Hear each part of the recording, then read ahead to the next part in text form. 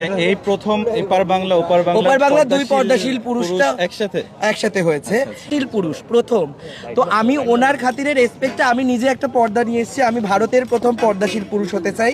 এই যে দেখো আমি খুব আমার পর্দাটা কিরকম, মাশাআল্লাহ অনেক সুন্দর। তো এই টুপিটা পরলে দেখো এই যে একটা পর্দার মতো চলে আসছে এরকম সুন্দর করে। আমি এই ভারতের প্রথম, তোমার যেহেতু তুমি পাশে আছো তাই আমি আমার পর্দাটা জড়িয়ে গেছে তারা একটু পর্দা, তো আমি একটু ইন্টারভিউ দেবো বলে পর্দাটা একটু সরিয়ে দিচ্ছি মাঝে মধ্যে, যাতে তোমাদের দেখতে সুবিধা। আমার সুন্দর মুখটা পর্দার আড়ালে মাঝে মধ্যে রাখবো, আবার পর্দাটা মাঝে মধ্যে খুলে দেবো, অসুবিধা নেই তো? কোনো প্রবলেম নেই। ঠিক আছে, আমি আমার পর্দাটা একটু পিছন দিকে করে দিই, তাহলে কি বলো তো? কি ধরনের প্রশ্ন, কি খুলতে? হ্যাঁ অফ কোর্স, কেন এই যে কেন, অবশ্যই। এই তো আমার পর্দাটা পিছনে আছে, পরে আবার পর্দাটা আমি সামনে নিয়ে আসবো, ঠিক আছে, কোনো অসুবিধা নেই।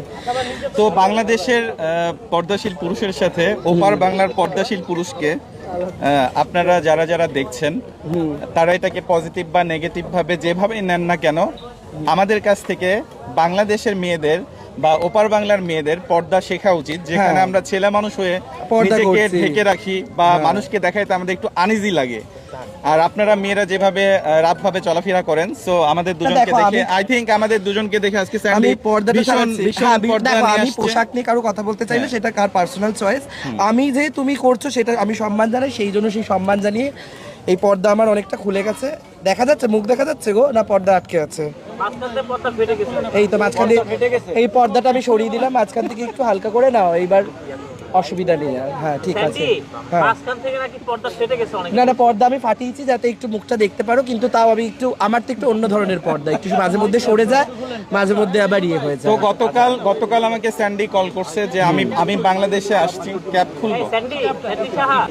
দেখো, পর্দা ফাটানোর কথা জানি না, ও তো আমাকে শারীরিকভাবে নির্যাতন করেছিল, কিন্তু আমি ওই টপিকটা এখন যেতে চাইছি না, কারণ ওর সাথে আমার একটা সম্পর্ক হয়েছিল এবং তারপরে ও এখন স্বামী বলছি, স্ত্রী এবং সন্তান নিয়ে সুখে আছে। আমি ওর লাস্ট একটা ভিডিওতে মিটমাট করে নিয়েছি, কিন্তু সেই বিষয়ে আমি তুলতে চাই না। আমি লিখন ভাইকে বলতে চাই, আমি তোমার আসার আগেই বলেছিলাম যে মামুন আমার উপর অনেক রকম ভাবে অত্যাচার করেছে, সেটা আমি জানি না তুমি শুনেছো কিনা।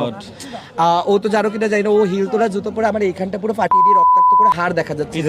ইয়েস অফ কোর্স, সাক্ষী আছে আমার কাছে। গাইস আপনারা দেখেন আসলে। এবং তারপরে আমি যখন অজ্ঞান অবস্থায় ছিলাম, মেয়েদের পাশাপাশি পর্দাশীল পুরুষের উপর নির্যাতন চলছে, হ্যাঁ অফ কোর্স, আর তার উপরে আমার মুখের উপর মূত্রত্যাগ করেছিল ওই অজ্ঞান অবস্থায়। হ্যাঁ ওই অবস্থায় মামুন, প্রিন্স মামুন আমার ওই অবস্থায় অজ্ঞানশীল, মানে যখন আমি অবচেতন হয়ে গেছি মার খেয়ে অনেক অত্যাচারিত, ওই সময় আমার মুখের মধ্যে মূত্রত্যাগ করে দিয়েছিল। সেই মেন্টাল জমাটা আমি এখনো বলতে পারিনি, এইরকম অত্যাচার করেছে। এটার কি কোনো প্রুফ আছে তোমার কাছে? হ্যাঁ অফকোর্স প্রুফ আছে। আবার অনেক লায়লা আপু শেয়ার করেছিলাম, লায়লা আপুও জানে, ওকে ফোন দিলে।